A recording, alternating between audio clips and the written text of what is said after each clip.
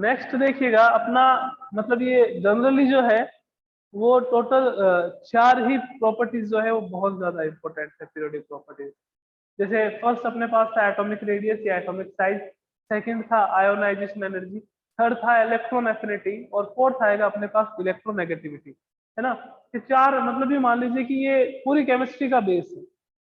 पूरी केमिस्ट्री का बेस है, अगर ये चार पीरियोडिक प्रॉपर्टीज अपने को आती है तो फिर अपने को पूरी केमिस्ट्री में कहीं कोई दिक्कत नहीं आएगी जहां पे ये प्रॉपर्टीज आ रही है। बाकी जो प्रॉपर्टीज है लाइक डेंसिटी है, like melting point, boiling point है, तो ये जनरली क्यों कहता है कि ये सेकेंडरी चीज है। पीरियोडिक टेबल में जो प्राइमरी प्रॉपर्टीज आ जाती हैं, जो जिसपे फोकस जरूरी है, वो ये चार प्रॉपर्टीज की रहती है। तो अपन डिस्कस कर चुके हैं एटॉमिक साइज को, अपन डिस्कस कर चुके हैं आयोनाइजेशन एनर्जी को, अपन डिस्कस कर चुके हैं इलेक्ट्रॉन एफिनिटी को, या इलेक्ट्रॉन गैन एंथैल्पी भी कहते हैं उसको। तो फोर्थ अपने पास क्या टॉपिक आएगा, इलेक्ट्रोनेगेटिविटी। क्या आएगा फोर्थ, इलेक्ट्रोनेगेटिविटी। आप किसी भी एग्जाम के क्वेश्चंस पीरियोडिक टेबल में देखोगे तो इन चार प्रॉपर्टी के ही मिलेंगे, है ना। इलेक्ट्रोनेगेटिविटी अपने पास लास्ट टॉपिक। अब देखिएगा आयोनाइजेशन एनर्जी थी, इलेक्ट्रॉन गैन एंथैल्पी वो भी एनर्जी थी। आयोनाइजेशन एनर्जी क्या होती है कि इलेक्ट्रॉन को रिमूव करने के लिए, इलेक्ट्रॉन को निकालने के लिए जो एनर्जी गिवन होती है, जिस एनर्जी की रिक्वायरमेंट होती है, उसको अपन क्या कहते हैं, आयोनाइजेशन एनर्जी। क्लियर, यानी कि वो एक एंडोथर्मिक प्रोसेस थी, बिकॉज वहां पे एनर्जी अपने को देनी पड़ती। सेकंड अपने पास क्या था, second one is electron affinity और इलेक्ट्रॉन गैन एंथैल्पी। कि जब आप किसी भी एटम में, किसी भी न्यूट्रल एटम में आप इलेक्ट्रॉन ऐड करते हो, तो इलेक्ट्रॉन ऐड करने पर क्या होता है, some amount of energy release होती है। उस रिलीज अमाउंट ऑफ एनर्जी को अपन ने क्या कह दिया था, इलेक्ट्रॉन एफिनिटी और इलेक्ट्रॉन गेन एंथैल्पी। देखो इलेक्ट्रॉन गेन एंथैल्पी, जब कोई भी एलिमेंट इलेक्ट्रॉन गेन करता है तो जो एनर्जी रिलीज होती है उसको अपन इलेक्ट्रॉन एफिनिटी या इलेक्ट्रॉन गेन एंथैल्पी कहते हैं। अब अपन बात कर रहे हैं किसके बारे में, इलेक्ट्रोनेगेटिविटी के बारे में। इलेक्ट्रोनेगेटिविटी कोई एनर्जी नहीं है ना, जैसे आयोनाइजेशन एनर्जी थी, इलेक्ट्रॉन गेन एंथैल्पी थी। इलेक्ट्रोनेगेटिविटी किसी टाइप की एनर्जी नहीं है बच्चों। ये क्या है कि किसी एलिमेंट की, कोई भी आपके पास एलिमेंट, क्लोरीन है, क्लोरीन है, उनकी टेंडेंसी होती है कि वो कोवेलेंट बॉन्ड के इलेक्ट्रॉन को अपनी ओर अट्रैक्ट करे।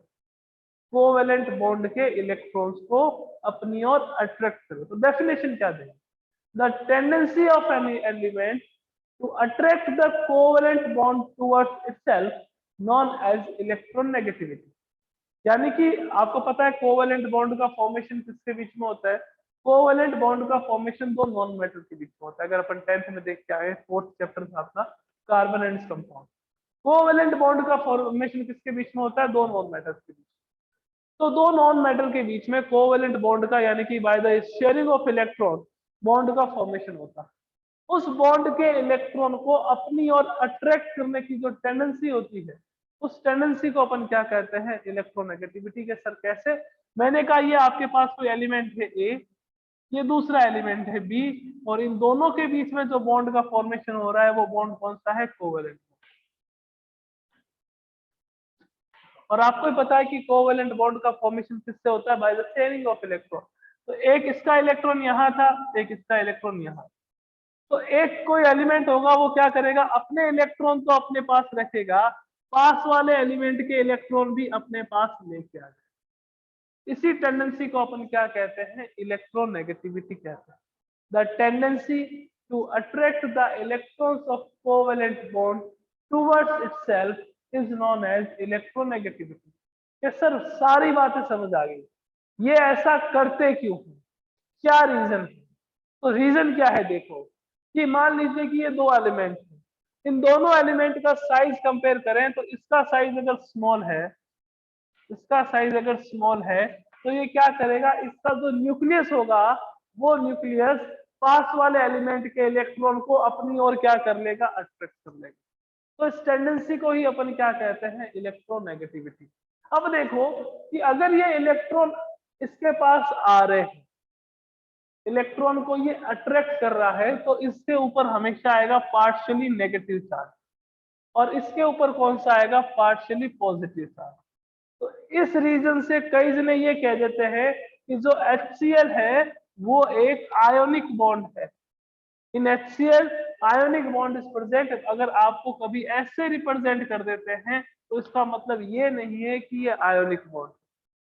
अब बॉन्ड के बारे में बताने लग गया, ये क्या क्यों होते हैं, ये इलेक्ट्रोनेगेटिविटी डिफरेंस के कारण से इलेक्ट्रॉन का ट्रांसफर हो जाता है ना। तो आपको पता है कि आयोनिक बॉन्ड का फॉर्मेशन किसके बीच में होता है, मेटल एंड नॉन मेटल के बीच। मेटल और नॉन मेटल के बीच में, मेटल पे पॉजिटिव चार्ज, नॉन मेटल पे नेगेटिव चार्ज, है ना। अब कभी आपको यूं कह दे कि इसमें बॉन्ड का कौन सा बॉन्ड होगा, बताओ, कोवेलेंट बॉन्ड होगा, आयोनिक बॉन्ड होगा। तो अगर किसी के दिमाग में ये बात है कि आयोनिक बॉन्ड का तो फॉर्मेशन मेटल और नॉन मेटल के बीच में होता है, तो वो तो बता देगा कि यहाँ पे कोवेलेंट बॉन्ड है। अदरवाइज हम चार्ज देख के HCl को क्या टिक कर देंगे कि ये आयोनिक बॉन्ड है, बट ये आयोनिक नहीं होता है। ये चार्ज किसके कारण से होगा, ये चार्ज इलेक्ट्रोनेगेटिविटी डिफरेंस के कारण से होगा। कि Cl की इलेक्ट्रोनेगेटिविटी ज्यादा है तो Cl हाइड्रोजन के इलेक्ट्रॉन को अपनी ओर अट्रैक्ट करेगा, तो इसके कारण इसके ऊपर कौन सा चार्ज आएगा, माइनस, और इसके ऊपर कौन सा चार्ज आएगा, plus. Partially negative and partially positive charge. तो इलेक्ट्रोनेगेटिविटी की डेफिनेशन शायद क्लियर है कि the tendency to attract the electrons of covalent bond towards itself by any element is known as electronegativity. अब कौन कौन से फैक्टर जो है इसको अफेक्ट करते हैं वो समझना बच्चों, कि कौन कौन से फैक्टर जो है वो इसको अफेक्ट करेंगे इलेक्ट्रोनेगेटिविटी। सारों में फैक्टर सेम है, जो अपन पीछे पढ़ के आए हैं वो ही फैक्टर है, और वैसे ही क्या करते हैं वो अफेक्ट करते हैं। इसमें ओनली एक फैक्टर जो है वो थोड़ा सा चेंज आएगा, बाकी सारे फैक्टर्स देखते हैं।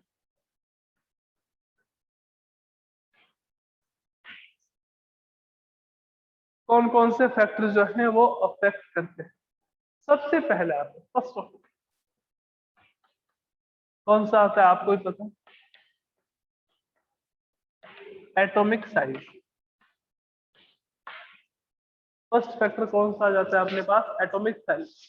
एटॉमिक साइज की अगर बात करें तो आप खुद एक बात बताइए कि एक आपके पास एटम है वो इतना बड़ा, ये इसका न्यूक्लियस, एक एटम जो है उसका साइज ये है, इसका न्यूक्लियस, यहाँ कोई इलेक्ट्रॉन है, तो कौन इलेक्ट्रॉन को इजीली अपनी ओर अट्रैक्ट करेगा, कि सर बड़े साइज वाला करेगा, करेगा क्या, बड़े साइज वाला नहीं करेगा, कौन सा करेगा, छोटे साइज वाला। ये जो है वो क्या करेगा, इलेक्ट्रॉन को अपनी ओर अट्रैक्ट करेगा। मीन्स कि इलेक्ट्रोनेगेटिविटी उस एलिमेंट की ज्यादा होगी जिसका साइज क्या हो, छोटा। यहाँ पे कोई एक्सेप्शन भी नहीं आने वाला, है ना। इलेक्ट्रोनेगेटिविटी उस एलिमेंट की ज्यादा होगी जिसका साइज क्या हो, छोटा हो। तो अपन यूं कह सकते हैं दैट कि electronegativity is inversely proportional to the atomic size. Electronegativity is inversely proportional to the atomic size. Atomic size छोटा होगा, इलेक्ट्रोनेगेटिविटी क्या होगी, ज्यादा।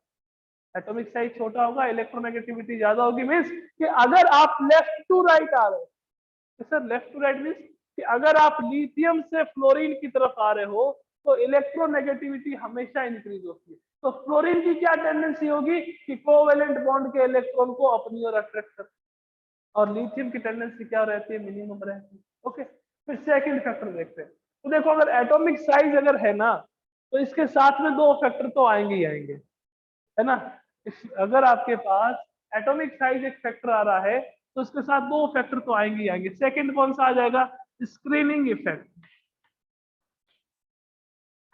स्क्रीनिंग इफेक्ट, तो स्क्रीनिंग इफेक्ट के भी आपको पता होगा शायद, अब तो बहुत हैबिचुअल हो गए इन सब चीजों के, कि electronegativity is inversely proportional to the screening effect.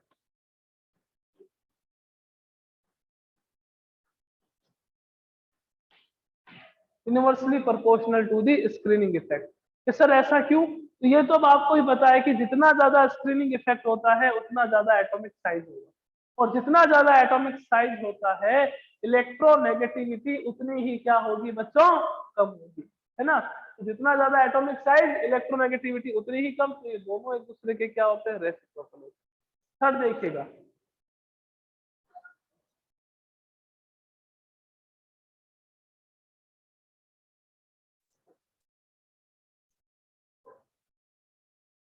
Third factor अपने पास आता है effective nuclear charge, ENC, effective nuclear charge. Third factor is effective nuclear charge. Effective nuclear charge अपने को पता है क्या, it is the attraction force between the nucleus and electron of valence shell. जितना ज्यादा अट्रैक्शन फोर्स होगा उतना ही आपके पास क्या होगा, साइज कम होगा, और जितना साइज कम होगा इलेक्ट्रोनेगेटिविटी उतनी ही क्या रहेगी, ज्यादा रहेगी। मींस EN का मतलब क्या होगा, electronegativity is directly proportional to the ENC, is directly proportional to the ENC, means effective nuclear charge. Okay, अब आते हैं fourth factor, positive oxidation state. Positive oxidation state, fourth factor आता है पॉजिटिव ऑक्सीडेशन स्टेट। तो अपन देख रहे थे positive oxidation state, एक सिंपल सा कंसेप्ट है।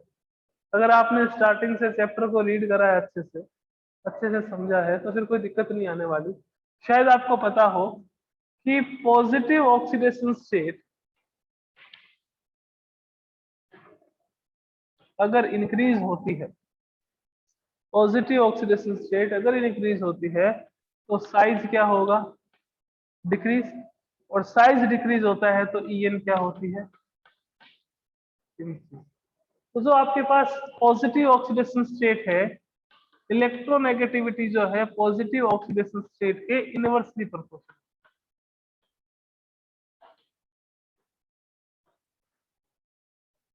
2 मिनट है ना, इनवर्सली नहीं रहेगी, ये डायरेक्टली प्रोपोर्शनल।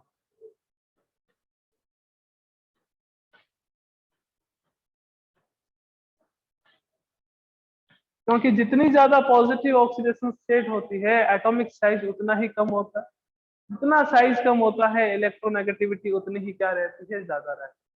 लाइक आपको मैंने एग्जांपल दिया MnO2, फिर मैंने एक एग्जांपल दिया MnO, फिर मैंने एक एग्जांपल दिया आपको KMnO4। ये मैंने आपको एग्जांपल दिया है ना, MnO2, MnO और KMnO4। यहाँ पे जो एलिमेंट सब में कॉमन है ना, उसकी ऑक्सीडेशन स्टेट अपन देखेंगे। ऑक्सीजन की तो हमेशा 2 होती है ना, 2 होती है हमेशा। इसकी अगर देखते हैं तो क्या आएगा, इसको X लेंगे, माइनस एक ऑक्सीजन की ऑक्सीडेशन स्टेट -2 होती है, 2 की कितनी होगी, -4, तो X की वैल्यू कितनी आ जाएगी अपने पास, +4। ऑक्सीडेशन स्टेट कैसे कैलकुलेट करते हैं ये अपने को आना चाहिए, अदरवाइज अपन नेक्स्ट जो चैप्टर करेंगे रेडॉक्स वाला वहां पे भी सीखेंगे। जिसकी कैलकुलेट करनी होती है उसकी X प्लस लेते हैं, यहाँ पे प्लस का साइन आता है, बट ऑक्सीजन की वैलेंसी माइनस है तो यहाँ माइनस, x -4 = 0, तो x की वैल्यू कितनी आ गई आपके पास, +4। यहाँ कितनी आएगी, x -2 = 0, तो x की वैल्यू कितनी आएगी, +2। यहाँ कितना आ जाएगा, 1 + x - 8 = 0, तो x की वैल्यू कितनी आएगी, +7। यानी कि यहाँ पे Mn की ऑक्सीडेशन स्टेट +4 है, यहाँ पे +2 है, वहां पे +7 है। तो जो Mn +7 है इसका साइज तो सबसे कम होगा और इसकी EN सबसे ज्यादा। फिर आपके पास क्या आएगा, Mn+4 आएगा, फिर आपके पास क्या आएगा, Mn+2, मीन्स Mn+2 की ऑक्सीडेशन स्टेट, Mn+2 की इलेक्ट्रोनेगेटिविटी जो है वो मिनिमम होगी, और Mn+7 की जो ऑक्सीडेशन स्टेट है वो क्या रहेगी, मैक्सिमम होगी। समझ आ गया हो तो एक बार हैंड रेज कर दीजिए, फिर चलते आगे फिफ्थ फैक्टर पे।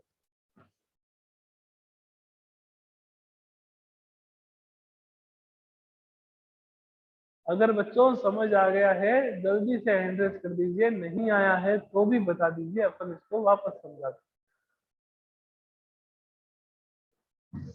ओके, अपन चलते हैं लास्ट फिफ्थ फैक्टर पर। फिफ्थ फैक्टर को थोड़ा अच्छे से समझना, क्योंकि अभी तक पहले ये आया नहीं, और एक अलग कंसेप्ट है, और वो कंसेप्ट जो है वो अपन केमिकल बॉन्डिंग में सीखते हैं, है ना। यहाँ पे तो थोड़ा सा अपन इंट्रोडक्शन देंगे, और मैं कोशिश करूंगा कि आपको बहुत अच्छे से समझ आ जाए, ठीक है ना। जो चैप्टर जो अगला फैक्टर है कौन सा है, फिफ्थ, क्या फैक्टर है, परसेंटेज एस कैरेक्टर। सर ये क्या नई बात आ गई, percentage S character? Percentage S character, जब अपन केमिकल बॉन्डिंग करेंगे, केमिकल बॉन्डिंग में एक टर्म आएगी, क्या टर्म आएगी? हाइब्रिडाइजेशन।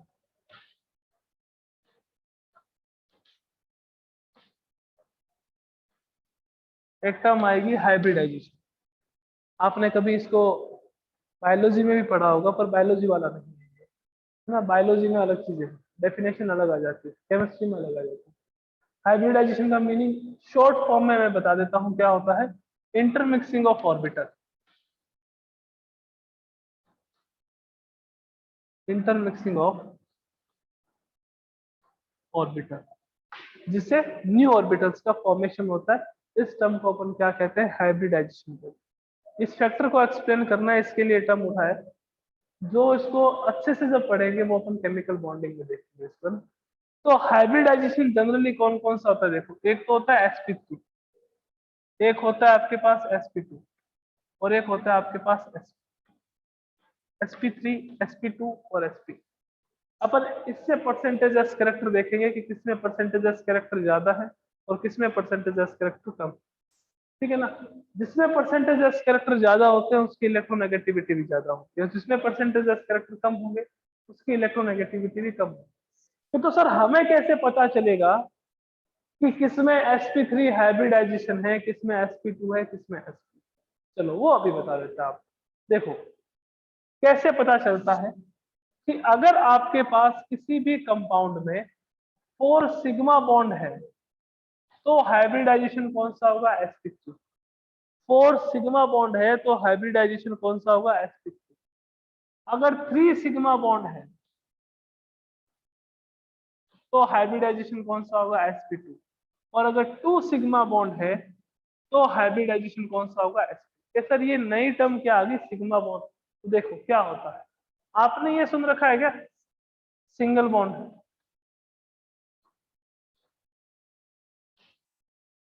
आपने ये भी सुन रखा होगा डबल बॉन्ड, और आपने ये भी सुन रखा होगा, ये तो 10th में सुन रखा है, सिंगल बॉन्ड, डबल बॉन्ड और ट्रिपल बॉन्ड। ये चीजें आपको पता है, सिंगल बॉन्ड के बारे में पता है, डबल के बारे में पता है, ट्रिपल के बारे में। सिंगल बॉन्ड में क्या होता है? देखो, वन सिंगल बॉन्ड में 1 सिग्मा बॉन्ड होता है,